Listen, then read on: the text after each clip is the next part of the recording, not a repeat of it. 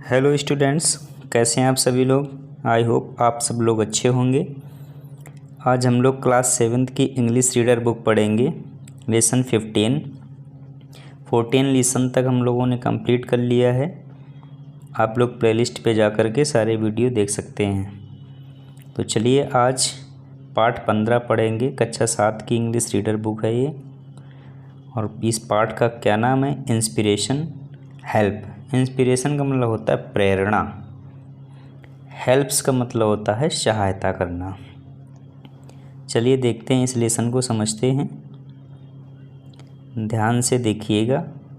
पहले इसका अर्थ समझेंगे, फिर इसकी एक्सरसाइज भी हम लोग इसी में कंप्लीट कर लेंगे। एक्सरसाइज हम एक ही वीडियो में इसलिए कराते हैं ताकि आप लोगों को ढूंढने में कोई प्रॉब्लम ना हो। एक वीडियो देखिए, पूरा लेसन उसी में कंप्लीट मिले आप लोगों को। तो चलिए शुरू करते हैं। Rubina lived with her parents in a village. Rubina एक लड़की का नाम है।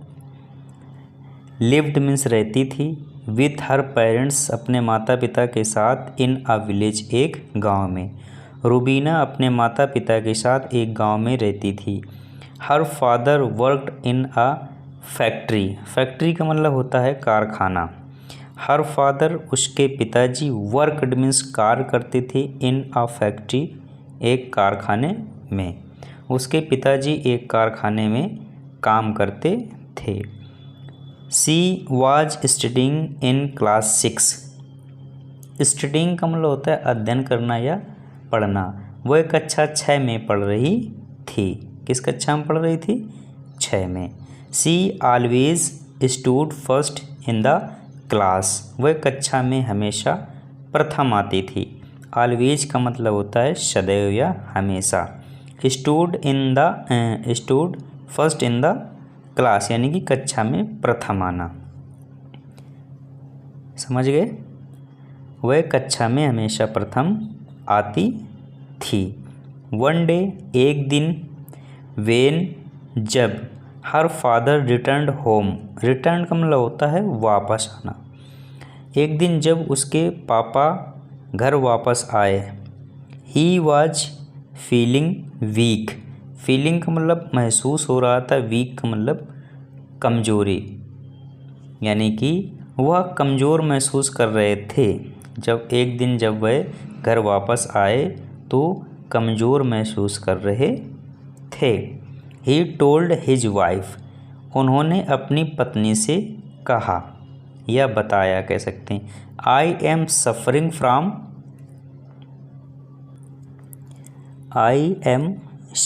From some serious disease. Disease means होता है बीमारी।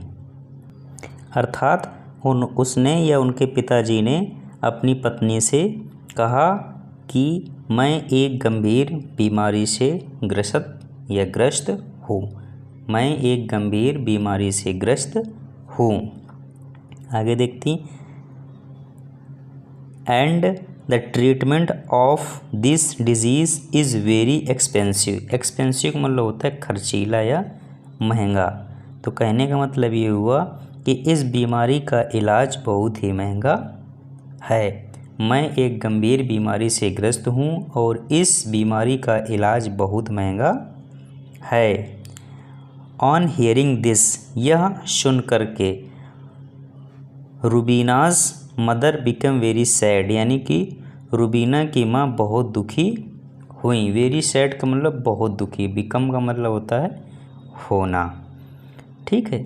Her father needed rest. उनके पिता को रेस्ट की आवश्यकता थी, यानी कि आराम करने की आवश्यकता थी। सो इसलिए her mother started working in the factory in his place, यानी कि इसलिए हर मदर, उसकी माँ ने स्टार्टेड का मतलब प्रारंभ कर दिया। वर्किंग का मतलब काम करना। इन द फैक्ट्री कारखाने में। इन हिज प्लेस उनकी जगह पर। अर्थात उन्हें रेस्ट की या आराम की ज़रूरत थी, इसलिए उसकी माँ ने उनकी स्थान पर, फिर से समझिएगा इसको। एक बार दोबारा से बता देते हैं। हर फादर नीडेड रेस्ट, यानी कि रूबीना के पिता को आराम करने की आवश्यकता थी, इसलिए उसकी माँ ने उनकी जगह पर या उनके जहाँ उसका पति काम करता था उनके स्थान पर खुद काम करने स्टार्ट कर दिया या काम करना शुरू कर दिया, कह सकते हैं यहाँ पर। आगे देखते हैं। Rubina stopped going to school. Rubina stopped going to school as most of the time she had to stay at home to take care of her father, यानी कि रूबीना ने स्कूल जाना बंद कर दिया। स्टॉप्ड का मतलब बंद कर दिया, गोइंग टू स्कूल जाना। रूबीना ने स्कूल जाना बंद कर दिया। As most of the time, ज़्यादातर या ज़्यादा समय। She had to stay at home, वह घर पर रहती थी। To take care of her father, अपने पिता की देखभाल के लिए। रूबीना ने स्कूल जाना बंद कर दिया क्योंकि अधिकतर समय उसे अपने पिता की देखभाल में घर में बिताना होता था या घर में रहना पड़ता था। नेक्स्ट देखते हैं। She was worried about her studies.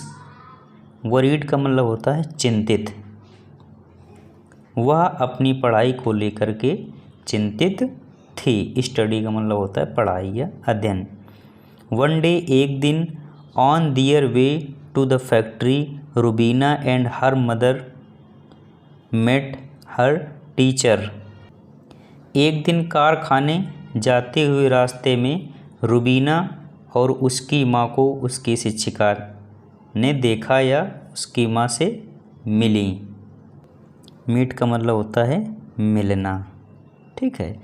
एक दिन कारखाने जाते हुए रास्ते में रूबीना और उसकी माँ को उसकी शिक्षिका मिली, ये कह सकते हैं।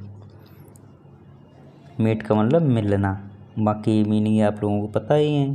नेक्स्ट देखते हैं। The teacher asked the reason for her absence from school. Absence means होता है अनुपस्थित। शिक्षिका ने स्कूल में रूबीना की अनुपस्थिति का कारण पूछा, अर्थात शिक्षिका ने पूछा कि रूबीना क्यों पढ़ने नहीं आती हैं, उसका रीज़न पूछा उन्होंने। रीज़न का मतलब होता है कारण। रूबीना सैड, रूबीना ने कहा, I am not going to school because, क्योंकि my father is very sick and unable to work. Rubina ने कहा मैं स्कूल नहीं जा रही हूँ क्योंकि मेरे पिता बहुत बीमार हैं, एंड अनेबल टू वर्क, और काम करने में असमर्थ हैं। हर मदर सेड दैट, उसकी माँ ने कहा कि she had started working in the mill, उसने एक मिल में काम करना प्रारंभ कर दिया है। टू सपोर्ट द फैमिली, अपने परिवार के सपोर्ट के लिए या सहयोग के लिए। And Rubika had to stay at home, और रूबिका घर में रहती है। To do the household work, घर के कामकाज के लिए। उसकी माँ ने परिवार की मदद के लिए मिल में काम करना शुरू कर दिया था कहेंगे। और उसे, यानी कि उस लड़की को जिसकी बात हम लोग कर रहे हैं, ठीक है, रूबीना, क्या नाम था बच्ची का, रूबीना, और उसे घरेलू काम करने के लिए घर में रहना आवश्यक है। स्टे का मतलब होता है ठहरना या रुकना। एट होम का मतलब घर पर। To do the household work, यानी कि घर के काम के लिए। The teacher said to her mother, शिक्षिका ने उसकी माँ से कहा, your family must have been enrolled in Rashtriya Swasthya बीमा योजना। राष्ट्रीय स्वास्थ्य बीमा योजना। शिक्षिका ने उसकी माँ से कहा, तुम्हारे परिवार को राष्ट्रीय स्वास्थ्य बीमा योजना के अंतर्गत नामांकित होना चाहिए था। इनरोल्ड का मतलब होता है नामांकित होना, ठीक है। मस्ट है मतलब चाहिए, योर फैमिली तुम्हारी फैमिली को। इफ़ सो अगर ऐसा, your husband could be treated under this scheme without spending money. अगर ऐसा होता तो तुम्हारे पति का इलाज इस योजना के अंतर्गत बिना पैसा खर्च किए हो सकता था। ट्रीटेड का मतलब होता है ट्रीटमेंट या इलाज, ठीक है। दिस स्कीम मतलब इस योजना के अंतर्गत, विदाउट स्पेंडिंग मनी बिना पैसे खर्च किए, ठीक है। यानी कि मैडम ने क्या कहा, अगर ऐसा होता तो तुम्हारे पति का इलाज इस योजना के अंतर्गत बिना पैसा खर्च किए हो सकता था। द टीचर आल्सो सजेस्टेड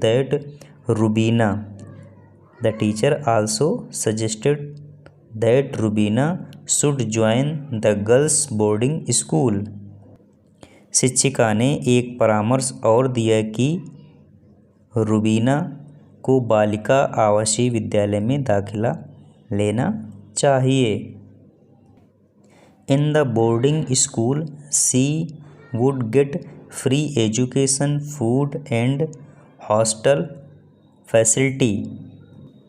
यानी कि आवासीय विद्यालय में उसे मुफ्त शिक्षा, भोजन और छात्रावास की सुविधा मिलेगी। छात्रावास का मतलब होता है जहाँ पर बच्चे रहते हैं फ्री में, ठीक है।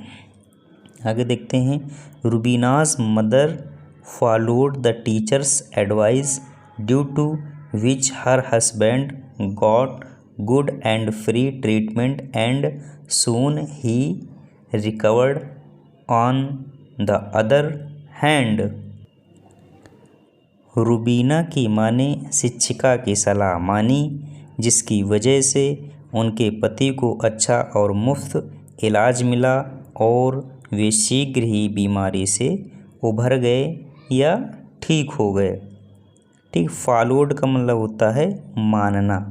टीचर्स एडवाइस यानी कि शिक्षिका की सलाह। ड्यू टू जिसके कारण, विच हर हस्बैंड उनके मतलब पति, गॉट गुड मतलब अच्छे हो गए या ठीक हो गए, एंड फ्री ट्रीटमेंट यानी कि मुफ्त का इलाज, एंड सून रिकवर होना। ऑन द अदर हैंड्स यानी कि रूबीना की माँ ने शिक्षिका की सलाह मानी, जिसकी वजह से उसके पति को अच्छा और मुफ्त इलाज मिला और वो शीघ्र ही ठीक हो गए। In the boarding school Rubina also completed her education without any hurdle means होती है बाधा। क्या होती है? बाधा। आवासीय विद्यालय में बिना किसी रुकावट के या बाधा के रूबीना अपनी शिक्षा पूरी कर सकी। कंप्लीट का मतलब होता है पूरा करना, हर एजुकेशन मतलब अपनी शिक्षा। She excelled in her studies and got admission in a reputed medical college. Rubina अपनी पढ़ाई में उत्तम भी रही, उसे एक विख्यात मेडिकल कॉलेज में दाखिला मिला। एक विख्यात, एडमिशन का मतलब होता है दाखिला, ठीक है। आगे देखते हैं। She also got a scholarship to pursue her studies further, यानी कि उसे अपनी आगे की पढ़ाई करने के लिए छात्रवृत्ति भी मिली। उसे अपनी आगे की पढ़ाई करने के लिए स्कॉलरशिप या छात्रवृत्ति भी मिली। फर्दर मीन्स होता है आगे की। After becoming a doctor she joined a local primary health centre. Doctor बनने के बाद वह एक स्थानीय प्राथमिक स्वास्थ्य केंद्र से जुड़ गई, ठीक। Later on she opened a school for the children of village, यानी कि बाद में उसने गांव के बच्चों के लिए एक स्कूल खोला, ओपन किया। ठीक है, चिल्ड्रन ऑफ विलेज, गांव के लोगों के लिए। बाद में उसने गांव के लोगों के लिए एक विद्यालय खोला या एक स्कूल खोला। वन डे, एक दिन, Rubina along with her parents visited her teacher. एक दिन अपने माता पिता के साथ रुबीना अपनी उसी शिक्षिका के पास गई, या उसी शिक्षिका या अध्यापिका से मिलने गई। दे एक्सप्रेस्ड दियर ग्रेटिट्यूड मीन्स होता है आभार व्यक्त करना, टू द टीचर यानी कि अध्यापिका का, अर्थात उन्होंने शिक्षिका को अपना धन्यवाद व्यक्त किया या आभार व्यक्त किया। Rubina's parents felt proud of their daughter, यानी कि रुबीना के माता पिता को अपनी बेटी पर गर्व महसूस हुआ। प्राउड का मतलब होता है गर्व, फेल्ट का मतलब महसूस करना, डियर डॉटर अपनी पुत्री। इस तरह से ये लेसन होता है कंप्लीट आपका। अब हम लोग इस क्या कहते हैं क्वेश्चन आंसर एक्सरसाइज वगैरह भी कंप्लीट कर लेते हैं साथ में। चलिए शुरू करते हैं एक्सरसाइज। देखिए ध्यान से, exercise comprehension question number A, sorry ये आंसर गलत लिखा है। क्वेश्चन नंबर ए देखिए, where did Rubina's father work, यानी कि रुबीना के पापा कहाँ काम करते थे। Rubina's father worked in a factory में तो करते थे काम। बी नंबर देखिए, why was Rubina worried, Rubina चिंतित क्यों थी, क्योंकि उसकी पढ़ाई ठीक से नहीं हो पा रही थी, है ना। देखिए, Rubina was worried about her studies because she had stopped going to school in order to take care of her father and house, यानी कि पापा और घर की देख रेख की वजह से वह स्कूल नहीं जा पा रही थी, इसलिए वह चिंतित थी। सी नंबर देखिए, why did Rubina stop going to school, उसने स्कूल जाना क्यों बंद कर दिया। Rubina stopped going to school as most of the time she had to stay at home to take care of her father, यानी कि वह ज़्यादातर समय अपने घर में रहती थी, अपने पापा की देखभाल करती थी, इसलिए उसने स्कूल जाना बंद कर दिया था। आगे देखते हैं question number D, what did you understand by राष्ट्रीय स्वास्थ्य बीमा योजना, राष्ट्रीय स्वास्थ्य बीमा योजना से आप क्या समझते हैं। इट इज़ अ स्कीम का मतलब होता है योजना, ऑफ मेडिकल इंश्योरेंस का मतलब होता है बीमा, यानी कि स्वास्थ्य बीमा, फॉर पुअर फैमिलीज, गरीब परिवारों के लिए, in which the government helps them to enjoy the benefits of health insurance in times of diseases और medical emergencies, असुविधाएं। ठीक है, तो ये एक योजना होती है जिसे गवर्नमेंट इसमें आपकी हेल्प करती है, बीमारी के समय आपको कुछ पैसा मिलता है इससे, जिससे आप अपना अच्छे से इलाज करा सकें, ये एक योजना है। ठीक है, आगे देखते हैं question number E, What was the advice given to Rubina by her teacher, यानी कि रुबीना को उसकी टीचर ने क्या सलाह दी थी। The teacher advised Rubina to join the girls boarding school, है ना, आवासीय विद्यालय ज्वाइन करने के लिए कहा था। Where she would get free education, food and hostel faculty, मतलब कि बोर्डिंग स्कूल ज्वाइन करने के बाद उसको फ्री शिक्षा मिलेगी, खाना मिलेगा और रहने के लिए व्यवस्था भी मिलेगी। ये तो सलाह दी थी मैडम ने। चलिए आगे देखते हैं।